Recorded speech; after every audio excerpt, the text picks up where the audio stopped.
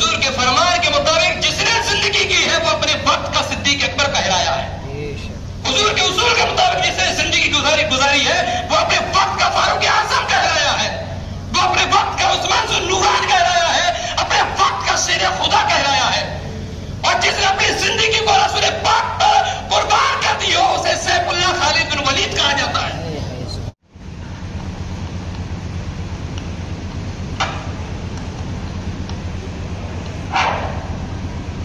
السلام علیکم ورحمۃ اللہ تعالی وبرکاتہ.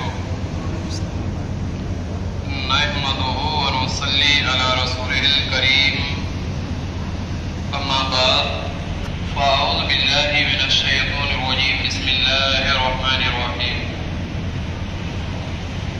ولو انهم اذ ظلموا انفسهم جاءوك فاستغفروا الله واستغفر لهم الرسول لوجدوا الله توابا رحيما. صدق الله العظيم وصدق رسوله النبي الأمين المكين المبين الكريم. ونحن على ذلك لمن الشاهدين والشاكرين والذاكرين والزاهدين والحمد لله رب العالمين. عزیزان گرامی وقار سیدی اعلیٰ حضرت امام احمد رضا فاضل بریلوی رضی اللہ تعالیٰ نبی کریم صلی اللہ علیہ وسلم کی بارگاہ میں جب خراج عقیدت پیش کرتے ہیں تو اس طریقے سے پیش کرتے ہیں کہ حاجیو آؤ شہنشاہ کا روضہ دیکھو. حاجیو آؤ شہنشاہ کا روضہ دیکھو. کعبہ تو دیکھ چکی کعبے کا کعبہ دیکھو. غور سے سن تو رسا کعبے سے آتی ہے صدا. غور سے سن تو رسا کعبے سے آتی ہے صدا. میری آنکھوں سے میری پیاری کا روضہ دیکھو. عزیزان گرامی وقار آئیے ہم اور آپ پورے ادب و احترام کے ساتھ اپنے اور ساری کائنات کے پیارے عزیز محبوب رسول پاک صلی اللہ علیہ وسلم کی بارگاہ میں درود پاک کا نذرانہ پیش کریں. پڑھیں اللہم صلی علی سیدنا و مولانا محمد طب القلوب و دوائها وعافیة الابدان و شفائها و نور الابصار و ضیائها. صلوا علیہ الصلاۃ والسلام علیک حبیبی یا رسول اللہ صلی اللہ تعالی علیہ وسلم. برادران اسلام قرآن مقدس کی آیت کریمہ آپ کے سامنے پیش کی. پارہ 5 رکوع 6 کی آیت کریمہ ہے. اس کے اندر یہ کہا گیا ہے کہ اگر جب وہ اپنی جانوں پر ظلم کرے یعنی اے حبیب اگر وہ اپنی جانوں پر ظلم کرے تو اے حبیب آپ کے حضور حاضر ہو اور پھر اللہ سے معافی چاہیں اور رسول ان کی شفاعت فرمائیں تو ضرور اللہ کو بہت توبہ قبول کرنے والا مہربان پائیں گے. یعنی اے حبیب اگر لوگ اپنی جانوں پر ظلم کر چکے ہیں آپ کی بارگاہ میں آئیں اور اللہ سے معافی چاہیں اللہ سے بخشش چاہیں اور رسول ان کی سفارش کریں رسول ان کی شفاعت کریں تو ضرور اللہ رب العزت کو بہت توبہ قبول فرمانے والا پائے. یہ قرآن مقدس پارہ 5 رکوع 6 کی آیت کریمہ موجود ہے. بولیے ابو نعیم میں ہے کہ حضرت مولائی کائنات یعنی حضرت علی مرتضیٰ رضی اللہ تعالی عنہ حضرت ابو بکر صدیق رضی اللہ تعالی عنہ سے روایت کرتے ہیں کہ درود شریف ایک گناہوں کو ایسا مٹا دیتا ہے. درود شریف جو ہم پڑھتے ہیں شب و روز کہ درود شریف یہ گناہوں کو ایسا مٹا دیتا ہے جیسا کہ پانی آپ کو ٹھنڈا کر دیتا ہے. اس کے علاوہ آقا کریم صلی اللہ علیہ وسلم پر درود و سلام بھیجنا غلام آزاد کرنے سے افضل درود پاک بھیجنا، نبی کریم صلی اللہ علیہ وسلم کی بارگاہ میں درود شریف پیش کرنا ایک غلام آزاد کرنے سے افضل ہے۔ اس کے علاوہ اصفہانی نے حضرت انس رضی اللہ تعالیٰ عنہ سے روایت ہے کہ پیارے آقا صلی اللہ علیہ وسلم نے ارشاد فرمایا، جب دو مسلمان آپس میں مصافحہ کرتے ہیں، جب دو مسلمان آپس میں مصافحہ کرتے ہیں اور مجھ پر درود بھیجتے ہیں اور دونوں ہاتھوں کا جدا ہونے سے پہلے ان دونوں کے اگلے اور پچھلے گناہوں کو بخش دیا جاتا ہے۔ ابو داؤد جلد 2 صفحہ نمبر 708 کے اندر یہ روایت موجود ہے۔ اس کے علاوہ کنز العمال کے اندر بھی روایت ملتی ہے۔ تیسری روایت ایک حضرت خضر اور حضرت الیاس یہ راستہ بتاتے ہیں۔ حدیث صحیح سے نقل ہے کہ محمد بن عبداللہ سمرقندی رضی اللہ عنہ فرماتے ہیں کہ میں راستہ بھول گیا، دو بزرگ تشریف لائے۔ جب میں راستہ بھول گیا تو دو شخص تشریف لائے، مجھے راستہ دکھایا۔ جب مجھے راستہ دکھایا تو مجھے معلوم ہوا کہ دونوں، ایک حضرت خضر ہے اور دوسرے حضرت الیاس ہیں۔ تو میں نے ان دونوں سے سوال کیا کہ آپ نے جناب محمد رسول اللہ صلی اللہ علیہ وسلم کو آپ نے دیکھا ہے کیا؟ حضور کو آپ نے دیکھا ہے؟ ہمارے نبی کیا کہتے تھے؟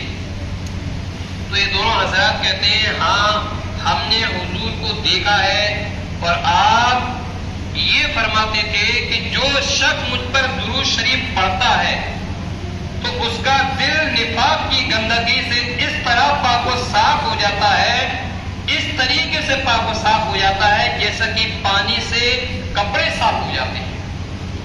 اسی سے اندازہ لگا سکتے ہیں کہ درود شریف پڑھنے کا کیا مقام ہے، کیا مقام، کیا درجہ ہے۔ آقا کریم صلی اللہ علیہ وسلم فرماتے ہیں، ایک روایت ہے ذہن میں آ گئی ہے، حضور فرماتے ہیں کہ سب سے بڑا کنجوس تو وہ شخص ہے کہ جس کے سامنے میرا ذکر ہو اور وہ مجھ پر درود نہ بھیجے۔ حضور فرماتے ہیں کہ سب سے بڑا کنجوس تو وہ شخص ہے کہ جس کے سامنے میرا ذکر ہو، میرا نام لیا جائے اور وہ مجھ پر درود نہ بھیجے۔ تو ایک مرتبہ اپنے آقا کی بارگاہ میں درود پاک کا نذرانہ پیش کریں، پڑھیں اللہم صلی علی سیدنا و مولانا محمد طب القلوب و دوائی و عافیت الابدان و شفائی و نور الابصار و ضیاء، صلو علیہ الصلاۃ والسلام علیہ حبیبی یا رسول اللہ صلی اللہ تعالی علیہ وسلم۔ امام بہقی کی روایت آپ کے سامنے پیش کر رہا ہوں، بڑے غور سے سنیں گے۔ حضرت امام بہقی رضی اللہ عنہ یہ بیان فرماتے ہیں کہ میں نے اپنے زمانے کے مشائخ، میں نے اپنے زمانے کے بزرگوں سے، یعنی میں نے اپنے زمانے کے علماء سے سنا ہے کہ جو شخص نبی کریم صلی اللہ علیہ وسلم کی قبر انور کے پاس یہ آیت کریمہ پڑھے جو 22واں پارہ ہے، 4واں رکوع ہے، ان اللہ وملائکتہ یصلون علی النبی یا ایھا الذین آمنوا صلوا علیہ وسلموا تسلیما، صلی اللہ علیہ النبی الامی وعلیہ صلی اللہ تعالی علیہ وسلم، صلاۃ و سلام علیہ حبیبی یا رسول اللہ صلی اللہ علیہ وسلم۔ اور اس آیت کے پڑھنے کے بعد 70 مرتبہ درود پاک پڑھے، 70 بار یہ آیت کریمہ حضور کے روضہ کے پاس پڑھے، اس کے بعد 70 بار درود شریف پڑھے، تو فرماتے ہیں حضرت امام بہقی تو درے نور پر خدمت کے لیے مقرر فرشتہ، جو حضور کے مزار پر جو فرشتہ مقرر ہے اس شخص کو کہتا ہے، یعنی جو درود شریف پڑھتا ہے کہ اے فلاں تیری ہر حاجت و ضرورت پوری ہوگی، یعنی جو پڑھنے والا ہے اس سے فرشتہ کہتا ہے کہ جو تم نے پڑھا ہے اس کے صدقے میں، اس کے صلے میں تمہاری ہر حاجت اور ہر ضرورت اللہ پوری فرمائے گا۔ شعب الایمان جلد 8 صفحہ نمبر 102 کے اندر یہ روایت موجود۔ اب ایک روایت بڑی پیاری روایت ہے، یہ حضرت کعب الاحبار سے روایت ہے، حضرت کعب الاحبار سے روایت ہے، اور یہ روایت سنن دارمی کے اندر بھی موجود ہے، یہ روایت شعب الایمان کے اندر بھی یہ روایت موجود، یہ روایت جذب القلوب کے اندر بھی یہ روایت موجود ہے۔ اب حضرت کعب الاحبار رضی اللہ عنہ یہ بیان فرماتے ہیں کہ فجر کی نماز کے بعد، فجر کی نماز کے بعد یعنی ہر طلوع فجر کے وقت 70,000 فرشتے، 70,000 فرشتے ہمارے اور آپ کے پیارے آقا صلی اللہ علیہ وسلم کے روضہ انور پر حاضر ہوتے ہیں۔ 70,000 فرشتے حاضر ہوتے ہیں اور 70,000 فرشتے درود و سلام ہمارے اور آپ کے آقا کی بارگاہ پیش کرتے ہیں۔ 70,000 فرشتے، اور یہ فرشتے شام تک رہتے ہیں، یہ فرشتے شام تک رہتے ہیں، اور جب شام ہوتی ہے تو یہ فرشتے جاتے ہیں اور دوسرے 70,000 فرشتے آتے ہیں۔ یہ فرشتے چلے جاتے ہیں، دوسرے آ جاتے ہیں، وہ بھی 70,000 فرشتے، اور وہ بھی ہمارے اور آپ کے آقا صلی اللہ علیہ وسلم کی بارگاہ میں، آپ کی خدمت میں درود و سلام کا نذرانہ پیش کرتے ہیں۔ اب اندازہ لگائیں کہ اللہ کے نزدیک حضور علیہ الصلوۃ والسلام کا کیا مقام ہوگا کہ 70,000 فرشتوں کو رب حکم دیتا ہے کہ میرے حبیب کی بارگاہ میں، میرے حبیب کے روضے کے پاس جاؤ اور وہاں درود و سلام پیش کرو۔ دکھا دیجیے کسی بھی تاریخ میں کہ حضرت آدم کے پاس ایسا کہا گیا، موسیٰ کے پاس کہا گیا، ابراہیم کے پاس کہا گیا، عیسیٰ کے پاس کہا گیا، سلیمان کے پاس کہا گیا، یونس کے پاس کہا گیا، الیاس کے پاس کہا گیا ہو، کسی بھی کے پاس کہا گیا ہو، تو آپ ثابت کر دیں کسی ایک روایت سے نہیں۔ اسلم بھائی نے کتنی سال آپ نے درس دیا ہوا؟ جہاں درس کتنی سال دیا ہوا آپ نے درس؟ یہ لوگوں کو جو حدیثیں بتاتے تھے 25 سال۔ ایک بھی روایت ایسی نہیں، ایک بھی روایت ایسی آپ نے پڑھی ہے کہ جو یہ کہا گیا ہو کہ اتنے اتنے فرشتے ہر نبی کے پاس صبح و شام آتے تھے؟ ایسی کوئی روایت تو نہیں ملی ہوگی، ایک بھی روایت ایسی نہیں ہے۔ میں نے بھی 70 سال پڑھا ہوں، اللہ کے فضل و کرم سے بے شمار حدیثیں میں نے پڑھ ڈالی ہے اور ہر حدیث چھان ڈالی۔ تو آپ کو میں بتاؤں، میرے پاس زیادہ علم نہیں، میں آپ کو حقیقت بتا رہا ہوں، میرے پاس کچھ نہیں ہے۔ اللہ کے فضل و کرم سے دنیا کی اگر یہ کہہ لیا جائے ایک اعتبار سے تو دنیا کی سب سے بڑی یونیورسٹی، اور دوسرے اعتبار سے کہہ لیا جائے تو ہندوستان کی سب سے بڑی یونیورسٹی میں اللہ کے فضل و کرم سے میں نے 9 سال تعلیم حاصل کی ہے، 9 سال، اور 17 سال میں نے تعلیم حاصل کی ہے۔ میں حافظ نہیں ہوں، اللہ کے فضل و کرم سے 15 سال لگاتار سویرے شام پورا دن، اور میں نے اللہ کے فضل و کرم سے رات کے 2 بجے تک، 1 بجے تک صرف حدیثیں ہی پڑھی ہیں، صرف حدیثیں، بے شمار حدیثیں پڑھ لی، لیکن کسی بھی حدیث کے اندر یہ نہیں آیا کہ اتنے فرشتے کسی نبی کی بارگاہ میں پہنچتے ہر شب و شام۔ اگر یہ خصوصیت کے مالک ہے تو ہمارے اور آپ کے پیارے آقا ہی ہیں۔ دنیا کے اندر اللہ نے کم و بیش 1,24,000 یا تقریباً 2,24,000 انبیاء کرام کو دنیا کے اندر بھیجا، اور اللہ کے نزدیک سب پیارے تھے، اللہ کے نزدیک سب محبوب تھے، اللہ کے نزدیک سب عزیز تھے، اللہ کے نزدیک سب پیارے تھے۔ اللہ کی بارگاہ میں کوئی نبی دور نہیں تھا، سب قریب تھے، سب کا مقام اپنی جگہ، لیکن جتنے قریب، جتنے محبوب، جتنے پیارے اللہ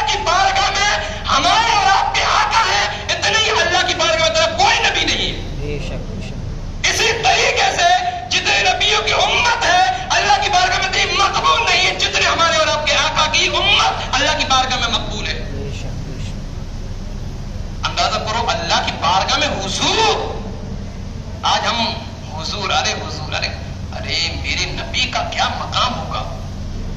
اللہ چہرہ ذکر کرتا ہے تو قرآن حضور کا جب ذکر ہوتا ہے چہرے کا تو اللہ قرآن کے اندر ذکر کر دیتا ہے. حضور کے ہاتھ کا ذکر ہوتا ہے تو اللہ قرآن کے اندر ذکر کر دیتا ہے. حضور کی سیرت بیان ہوتی ہے تو اللہ قرآن کے اندر ذکر کر دیتا ہے. حضور کے اوصاف بیان کی جاتے ہیں تو اللہ قرآن کے اندر ذکر کر دیتا ہے. حضور کو اللہ کو راضی کرنا ہوتا ہے, حضور کو اللہ کو راضی کرنا ہوتا ہے تو اللہ قرآن کے اندر ذکر کر دیتا ہے. وَلَسَوْفَ يُعْطِيكَ رَبُّكَ فَتَرْضَىٰ. سیدی اعلیٰ حضرت فرماتے ہیں خدا کی رضا چاہتے ہیں تو عالم, یعنی اس دنیا میں اور آخرت میں, آسمان کے اوپر زمین کے اوپر ہر ایک انسان ہر ایک شے اللہ کو راضی کرنا چاہتی ہے, اللہ کو. لیکن قربان جاؤ رب کے کام پر کہ اللہ یہ چاہتا ہے میرا حبیب راضی ہو. خدا کی رضا چاہتے ہیں تو عالم, ارے خدا چاہتا ہے رضا ہے محمد. یہ مقام مصطفیٰ کریم صلی اللہ علیہ وسلم کا ہلکا پھلکا نہیں ہے. اللہ کے نبی کا مقام بڑا بلند ہے. یہ بات اور ہے کہ ہم ان کے فرمان کے مطابق اپنی زندگی نہیں گزارتے, ان کے فرمان کے مطابق زندگی نہیں گزارتے. حضور کے فرمان کے مطابق جس نے زندگی کی ہے وہ اپنے وقت کا صدیق اکبر کہلایا ہے. حضور کے اصول کے مطابق جس نے زندگی گزاری ہے وہ اپنے وقت کا فاروق اعظم کہلایا ہے, وہ اپنے وقت کا عثمان ذو النورین کہلایا ہے, اپنے وقت کا شیر خدا کہلایا ہے. اور جس نے اپنی زندگی کو رسول پاک پر قربان کر دی ہو اسے سیف اللہ خالد بن ولید کہا جاتا ہے. عزیزان گرامی وقار, جب یہ لوگ حضور پہ قربان ہو گئے, صرف حضور سے محبت کی, تو اللہ نے ان کا یہ مقام بلند کر دیا.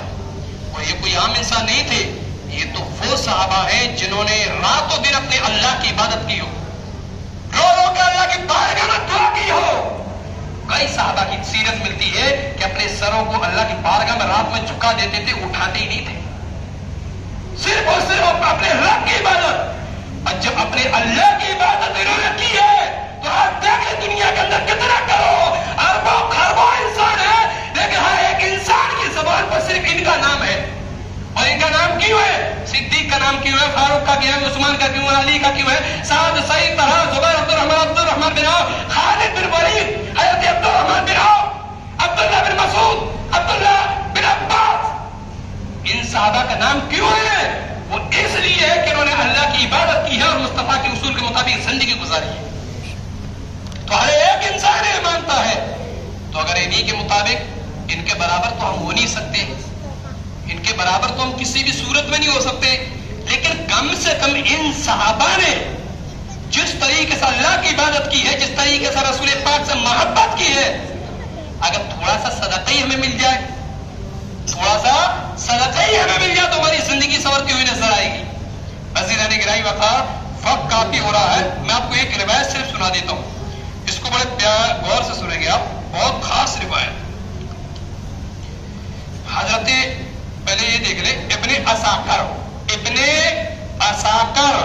ابی دردا, ابن اساکر ابی دردا رضی اللہ عنہ روایت کرتے ہیں. اب کیا روایت کرتے ہیں؟ یہ روایت صبح کی شفا و سقام کے اندر موجود ہے, ابن حجر مکی الجواہر معظم کے اندر یہ روایت موجود ہے. اب کیا روایت ہے وہ دیکھ لیں. حضور علیہ الصلوۃ والسلام کو حضرت بلال حبشی نے خواب میں دیکھا, حضرت بلال حبشی نے خواب میں دیکھا حضور کو, تو حضور فرماتے ہیں کہ اے بلال, اتنی جفا کیوں, اتنی دوری کیوں بلال, تم نے میرے مزار پہ حاضری نہیں دی, تم نے میرے مزار پہ حاضری نہیں دی. تاریخ کہتی حضرت بلال رضی اللہ عنہ نے فوراً تیاری کی, اور جب شارٹ کٹ میں بیان کر رہا ہوں ٹائم ہو رہا ہے, تو حضرت بلال رضی اللہ عنہ تیاری کی اور مزار اقدس پہ پہنچ گئے. جب مزار پہ حضرت بلال پہنچتے ہیں, تاریخ ہے, اتہاس ہے کہ حضرت بلال رضی اللہ عنہ پھوٹ پھوٹ کر رونے لگے, پھوٹ پھوٹ کر روئے حضرت بلال, بہت روئے حضرت بلال. یہ دیکھ کر مدینے کے اور لوگ حاضر ہو گئے کہ حضرت بلال آ گئے, محبوب کی بارگاہ میں محبوب